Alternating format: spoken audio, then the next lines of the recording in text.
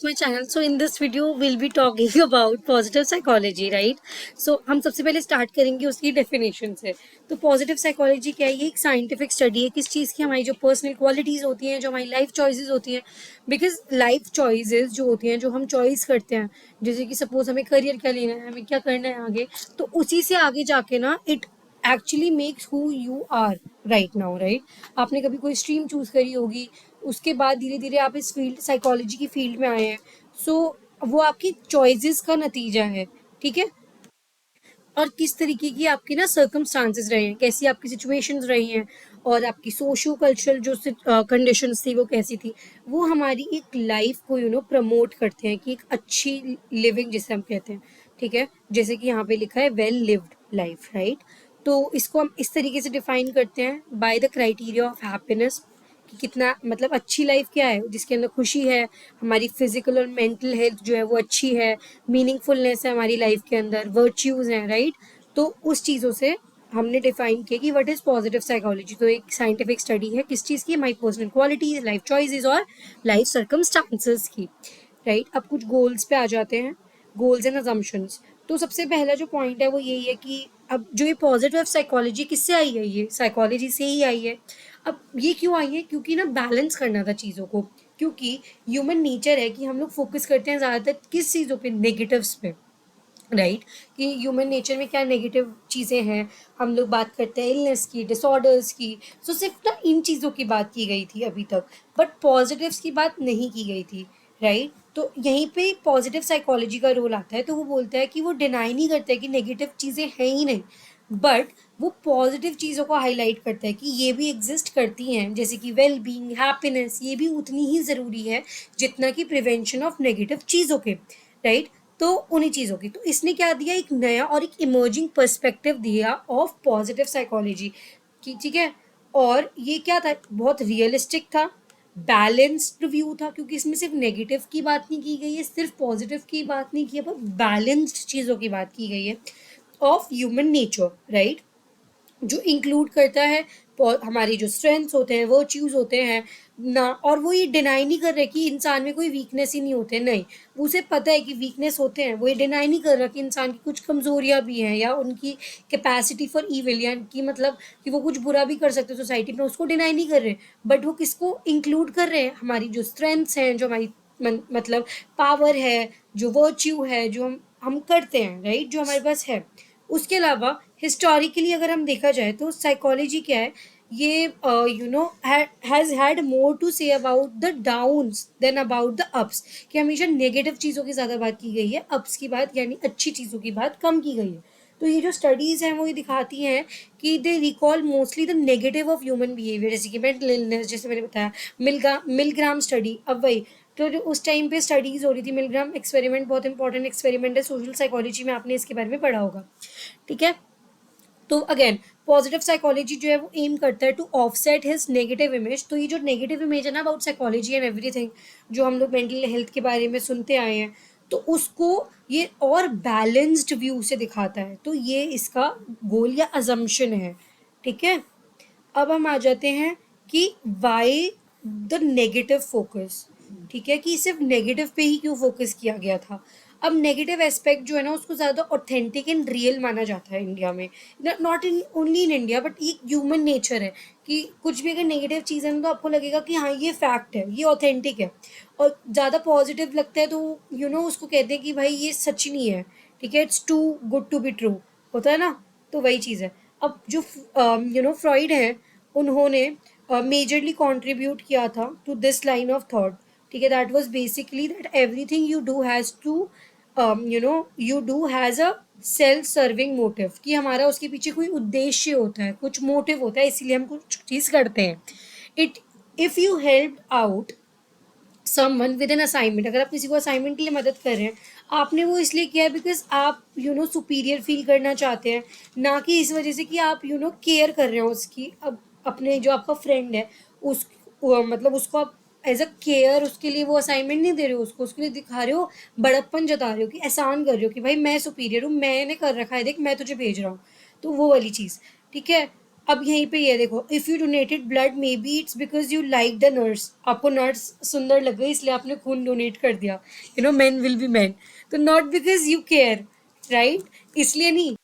Also जो science थी उस वक्त, उसने भी ना बहुत ज़्यादा स्पेक्टिज्म कर दिया था about you know positive psychology. क्योंकि देखो, साइंस मतलब जो रिसर्च वगैरह होता है, उन्होंने यू नो साइंस ने इंस्पायर्ड किया था उस चीज़ों के लिए। This also a science inspired scepticism to positive psychology, क्योंकि वो उसको प्रूव करने लगे थे कि ऐसा है कि नहीं है, उस चीज़ों के बारे में ज़्यादा बात होने लगी, राइट।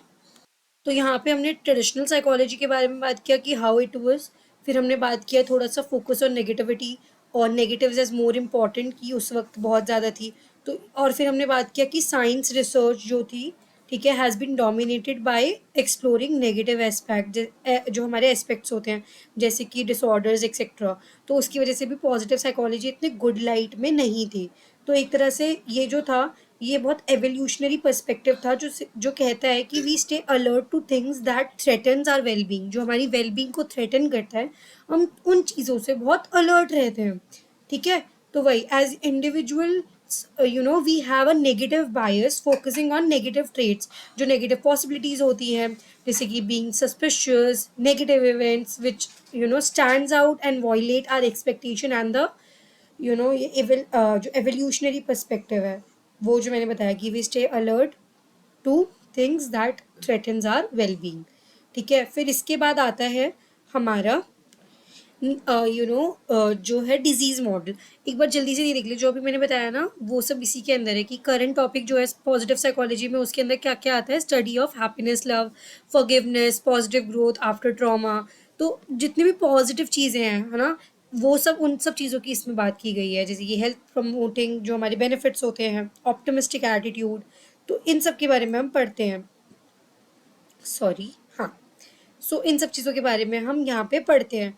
अब अगर हम यहाँ देखें, टू रीजंस फॉर साइकोलॉजी की जो ग्रेटर फोकस है नेगेटिव साइड पे, वो यही है कि नेगेटिव बिलीव्स थे, बेसिक नेचर ऑफ ह्यूमैनिटी है कि हम लोग नेगेटिव चीज़ों को देखते हैं, वही मैंने जो अभी आपको बताया। और जो पॉजिटिव साइकोलॉजी का जो पॉजिटिव सब्जेक्ट मैटर है ना, तो अब यहाँ पे आते हैं नेगेटिव्स एज मोर इम्पॉर्टेंट, जो मैंने बताया कि वही नेगेटिव ट्रेट, नेगेटिविटी बायस। तो ये वही चीज़ है जो मैंने आपको बताया, तो इसको आप शॉर्ट शॉर्ट में लिख देना कि रिसर्च ने भी ना यू नो सपोर्ट किया था idea that because positive events are more common in our experiences, negative ones violate our expectation and are consequently given more attention, हम उनको ज़्यादा अटेंशन देते हैं। This might also be an evolutionary trait because it is important for survival कि हम याद करें सिर्फ अपने नेगेटिव एक्सपीरियंसेस को। अनदर रीजन फॉर साइकोलॉजी की का जो फोकस था नेगेटिव पे था, वो यही था ह्यूमन, जो हमने बात की कि greatest attention and what has the greatest impact on human behaviour. अब जो मैंने बोला था ना कि थर्ड जो बहुत इंपॉर्टेंट पॉइंट है, that is disease model. What is disease model? Based on the disease model, psychology has built an extensive understanding कि mental illness क्या है and language to describe various pathologies जो इफेक्ट करती है millions of people, right. हमने इसके अंदर बात की थी, है ना, जितने भी डिसऑर्डर्स होते हैं उनका क्राइटेरिया क्या है, डीएसएम क्राइटेरिया की हम लोग जो एबनॉर्मल साइकोलॉजी पढ़ते हैं उसमें बात करते हैं, राइट। तो वही उसमें बहुत ज़्यादा मेंटल यू नो इलनेस के बारे में बहुत बात की गई हुई है।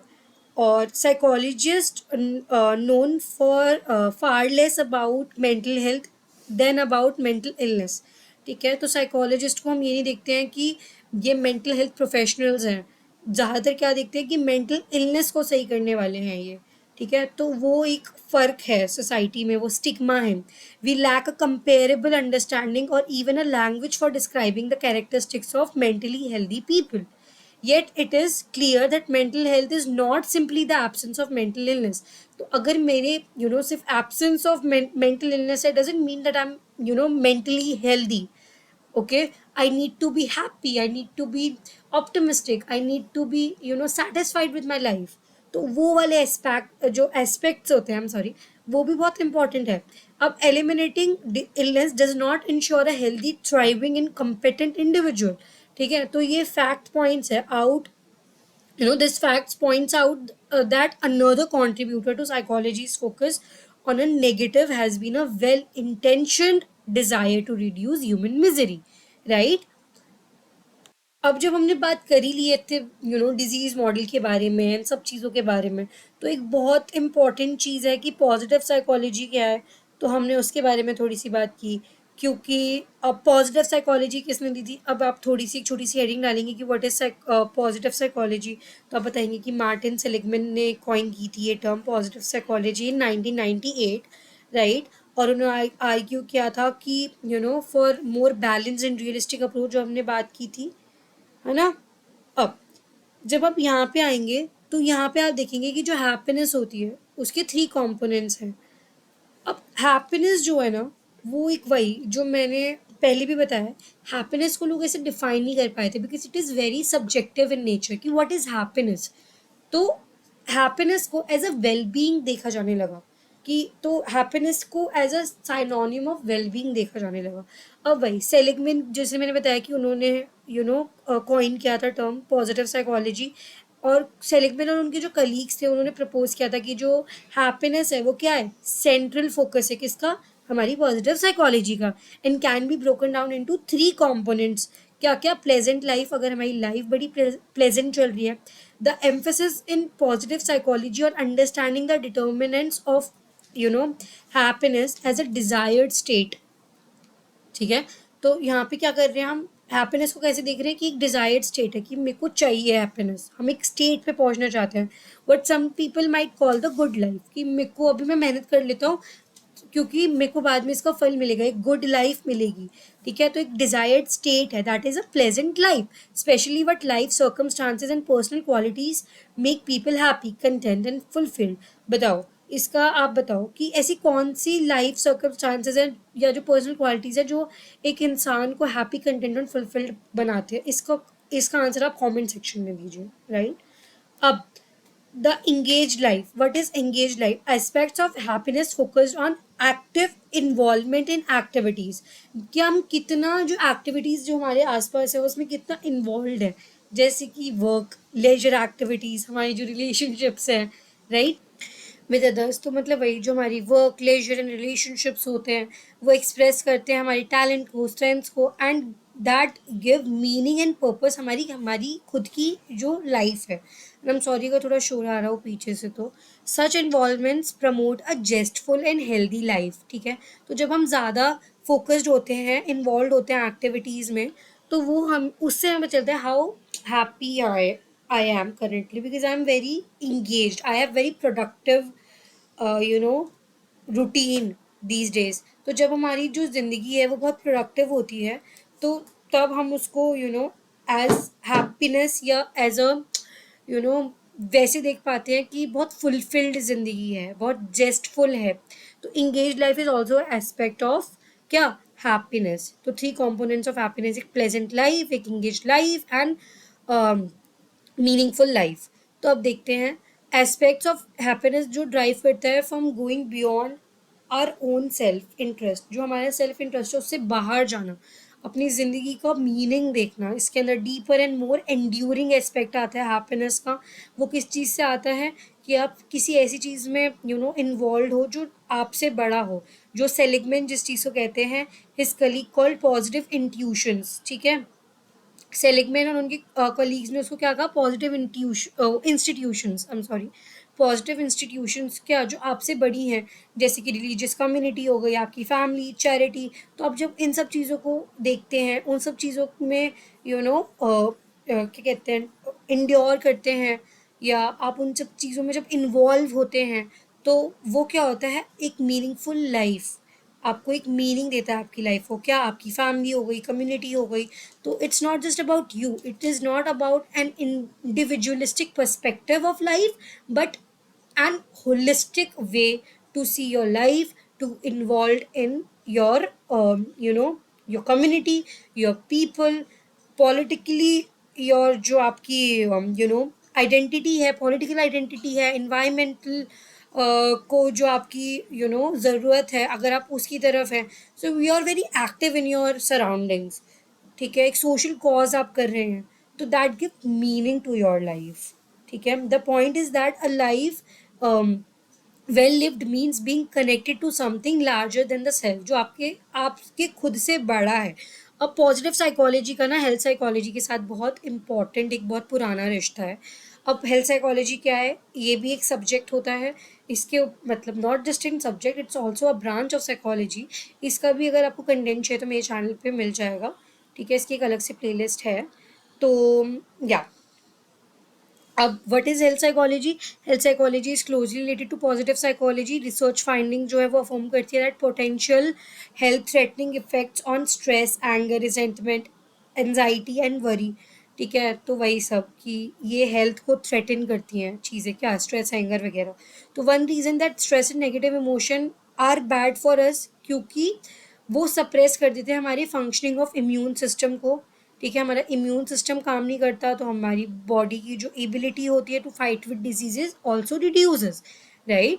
तो पॉजिटिव इमोशन जो है वो क्या करते हैं, हेल्प करते हैं रिस्टोर करने में क्या, हमारी हेल्थ को, और प्रिजर्व करते हैं हमारी हेल्थ को, और बोथ मतलब फिजिकल हेल्थ को एज वेल एज हमारे माइंड को, यानी हमारी मेंटल हेल्थ को। ठीक है, तो अब positive emotions appear to set in motion a number of physical, psychological and social processes जो इन्हांस करते हैं हमारी फिजिकल वेलबींग को, इमोशनल हेल्थ को, कोपिंग स्किल्स को और इंटेलेक्चुअल फंक्शनिंग को। अब एक बहुत इंपॉर्टेंट स्टडी है, नन स्टडी, जो आपको इस अपने आंसर में लिख कर आना है। नन स्टडी क्या थी, किसने कंडक्ट की थी? डैनर एंड स्नोडॉन ने, ठीक है, इन 2001 फ्रॉम यूनिवर्सिटी ऑफ किनचकी। ठीक है, अब सो ये जो केंटकी है, it's in US, right. And the study, तो स्टडी का जो फॉर्मल टाइटल है वो क्या था, positive emotion in early life and longevity, right. तो इसके अंदर वही बात की गई थी कि अगर आप थ्रू आउट योर लाइफ अगर आपके पॉजिटिव इमोशंस हैं तो आपकी लाइफ पे क्या इफेक्ट आता है, क्या इम्पैक्ट आता है। तो वही, तो फाइंडिंग्स जो थी इसकी वो ये थी कि जो रिलेशनशिप था between positive emotion and longevity in the sample of 180 nuns पे ये हुआ था, and nuns were perfect for this research because many of the factor affecting physical health were controlled or minimized. जैसे कि जो nuns होते हैं, they don't smoke and drink excessively, they live in similar life circumstances, they are childless, so they have the same reproductive histories, they eat the same bland diet. The sameness of their lives eliminated many of the variables that might confound an understanding of which specific factors were responsible for a long life, right? तो एक sameness थी, तो उसके अंदर इनकी life के अंदर कोई चेंज नहीं आ रहा था, तो इनकी रिसर्च जो थी वो इन पे करने के लिए बहुत अप्रोप्रिएट थी। अब वाई इज दिस इम्पॉर्टेंट क्यों थी? बिकॉज ये सपोर्ट करता है कनेक्शन बिटवीन इमोशन और हेल्थ पे। अगर हम पॉजिटिव इमोशन से सराउंडेड रहते हैं तो हमारी हेल्थ पे क्या असर आता है, क्योंकि नेगेटिव इमोशन, जैसे कि अभी ऊपर हमने हेल्थ साइकोलॉजी में बात की, वो सप्रेस कर देते हैं हमारे इम्यून सिस्टम को, और पॉजिटिव इमोशन क्या करते हैं, वो इन्हांस करते हैं उसी हमारे इम्यून सिस्टम को और रिड्यूस कर देते हैं रिस्क ऑफ डिजीज, राइट। और टेम्परामेंट भी बहुत इंपॉर्टेंट फैक्टर होता है, बिकॉज लॉन्ग टर्म स्टेबिलिटी अगर आपकी लाइफ स्पैन में टेम्परामेंट की है, मतलब जो टेम्परामेंट होता है वो through out your life same होता है, स्टेबल होता है। दैट इज इमोशनल एक्सप्रेसिवनेस, जो हमारा किसी भी चीज़ को लेकर होता है कि हम कैसे रिएक्ट कर रहे हैं, that is very important too, right. So यहाँ पे उसी की बात की गई है, such as whether we have positive and cheerful outlook और अ नेगेटिव और more guarded outlook towards things. कोई चीज़ आ रही है हम उसको ऑप्टिमिस्टिक तरीके से देखते हैं, पैसिमिस्टिक तरीके से देखते हैं। Tend to be fairly consistent over a person's life time from childhood through adulthood. Temperament क्या है, वो इन्फ्लुएंस करता है how well a person copes with the stress and challenges of life. तो पीपल जो लोग बहुत चीयरफुल टेम्परामेंट के होते हैं, पॉजिटिव आउटलुक के होते हैं, वो बहुत अच्छे तरीके से चीज़ों को डील कर पाते हैं, जो लोग किन के मुकाबले जो लेस चीयरफुल होते हैं, जिनका नेगेटिव आउटलुक होता है।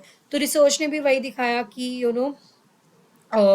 ये जो सिग्निफिकेंट लाइफ इवेंट होते हैं कैप्चर करते हैं पर्सन के बेसिक इमोशनल आउटलुक को। Taken together these findings of prior research made it reasonable to assume that autobiographies written early in our life would capture basic aspect of emotional expressiveness. Okay, अब इसमें आगे यही है तो जो ये थी, इसमें क्या था, उनको बोला गया कि भाई आप 2 से 3 अपने पेज की एक ऑटोबायोग्राफिकल स्केच लिखो as a part of religious वो।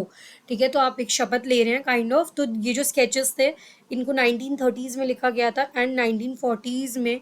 Then the sisters were about 22 year old and just beginning their careers with the church. तब उन्होंने अपने चर्च के साथ जो करियर था वो स्टार्ट किया था।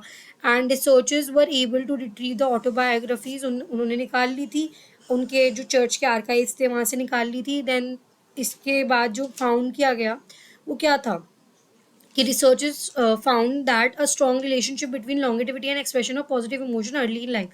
अगर आप अर्ली इन लाइफ में अगर पॉजिटिव इमोशंस आपके ज़्यादा रहते हैं तो आप जिन जो आपकी लाइफ होती है वो ज़्यादा जो लाइफ स्पैन होता है वो ज़्यादा होती है, आपकी एज इंक्रीज हो जाती है, आप बढ़ जाती है।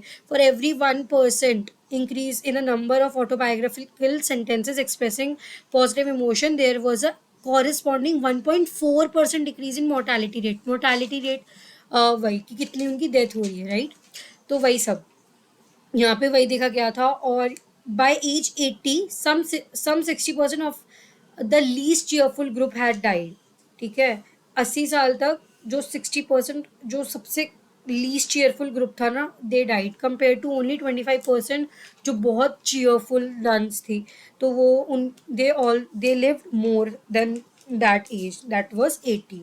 ठीक है, the probability of survival of an advanced age was strongly related to early life expression of positive emotion. Starting से बहुत पॉजिटिव थे वो।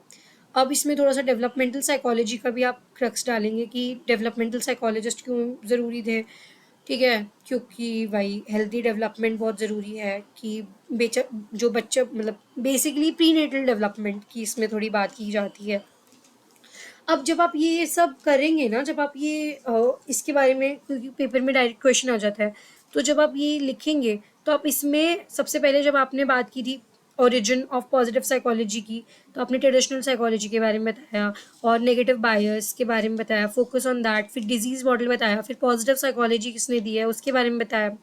फिर आप यहाँ पे थोड़ा सा हेल्थ साइकोलॉजी के बारे में बताया कि ह्यूमन बिहेवियर को कैसे समझने में इम्पॉर्टेंट है, तो उसमें आपने बताया हेल्थ साइकोलॉजी के बारे में। क्योंकि जो हमारी इमोशन है वो 2 तरीके से काम करते हैं। जो नेगेटिव इमोशन होते हैं वो बहुत प्रोन टू इलनेस होते हैं, रिलीज करते हैं कॉर्टिसोल। पॉजिटिव इमोशन जो होते हैं वो क्या करते हैं, लॉन्गेटिविटी को बढ़ाते हैं, फास्ट रिकवरी देखते हैं, वेल बींग होती है, एडहेरेंस होती है।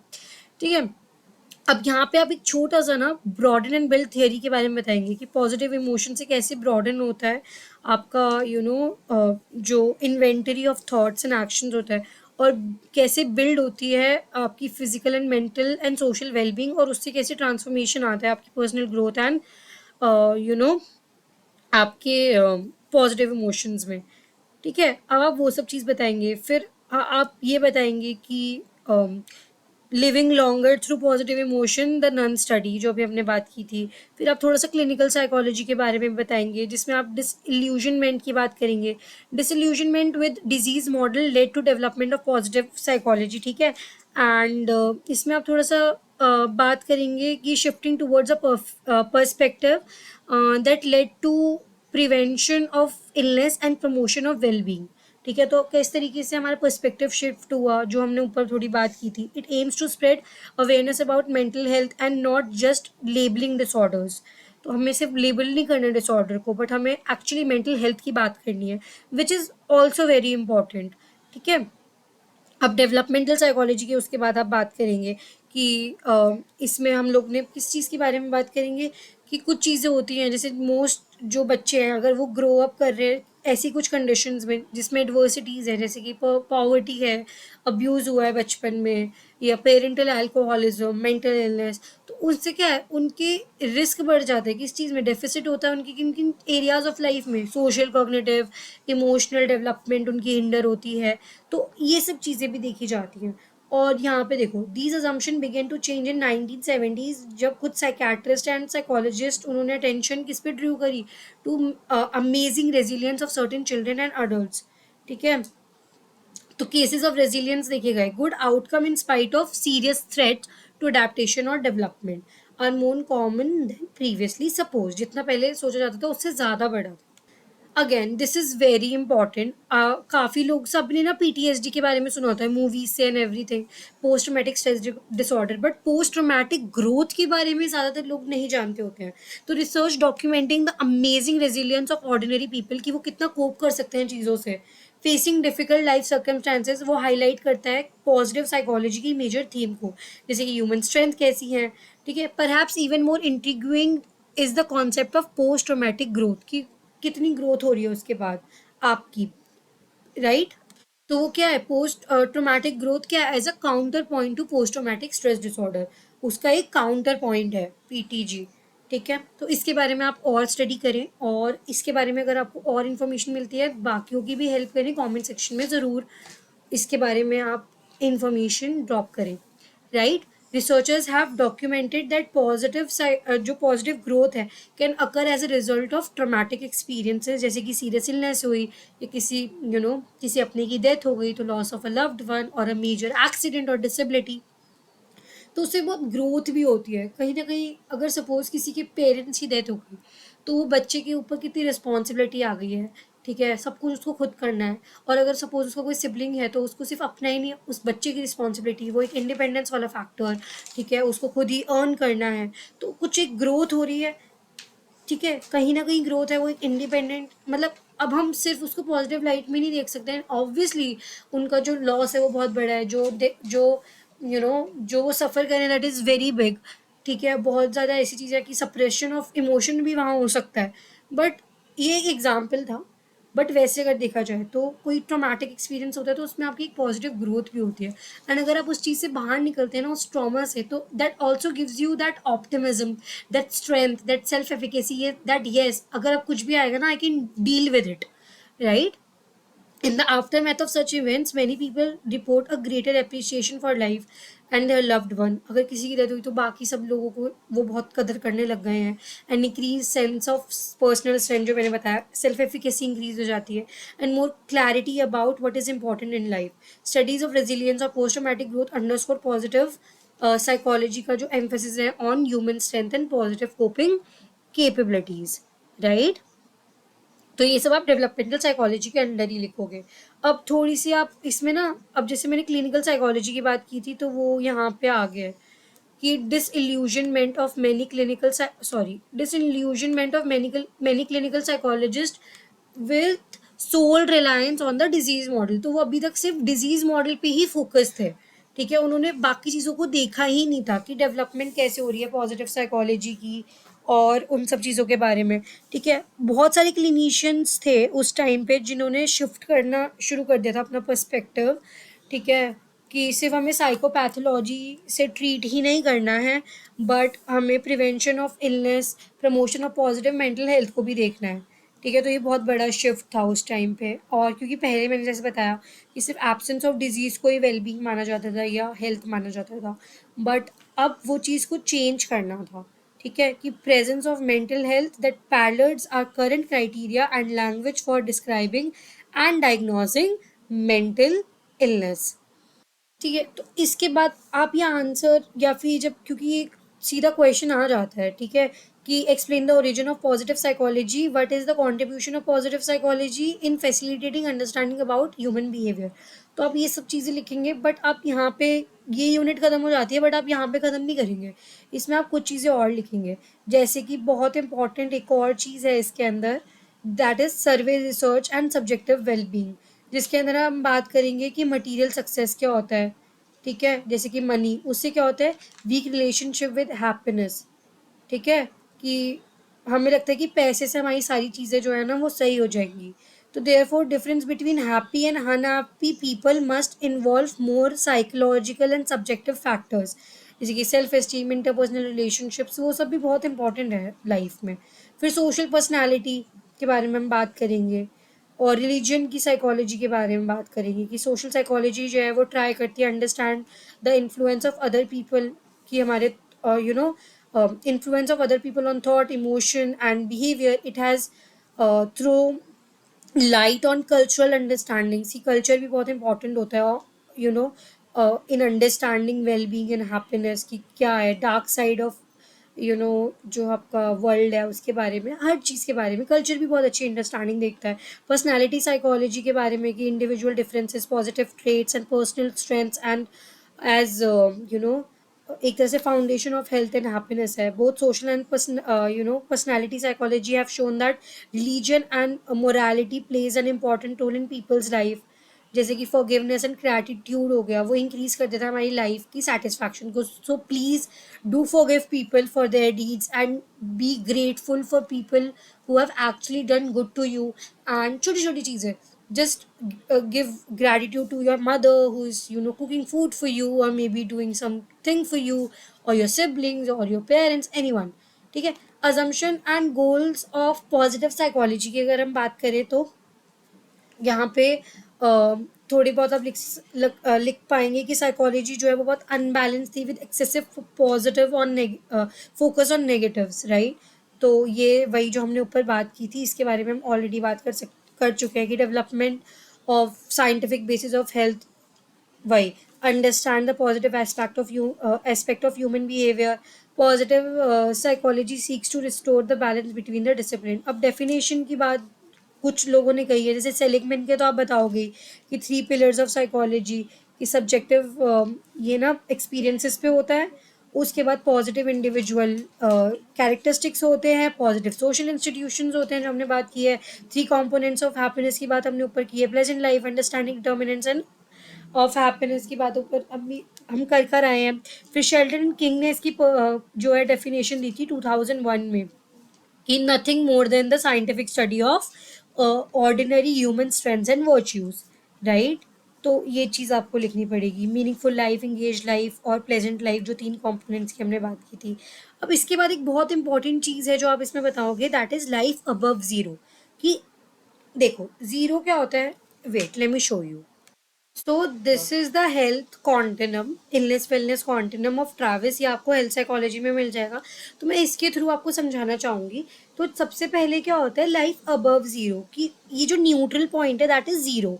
ठीक है। अब इससे अबव क्या है, वेलनेस, मेंटल वेलबींग। और इससे नीचे क्या है, हमारी मेंटल इलनेस। तो आज तक जो लोग हैं साइकोलॉजी में सिर्फ नीचे की बात करते गए हैं कि व्हाट आर डिसेबिलिटी, सिम्टम्स क्या है, साइंस क्या है, ट्रीटमेंट मॉडल, मतलब वही कि प्रीमेच्योर। इधर से जब आगे बढ़ते चले जाते हैं कि डिसेबिलिटी से भी नीचे तो प्रीमेच्योर डेथ। और यहाँ पे क्या है कि आपको वेलनेस के बारे में अवेयरनेस, एजुकेशन, ग्रोथ है। तो इससे क्या होती है, आपकी सेटिस्फैक्शन ऑफ लाइफ बढ़ती है।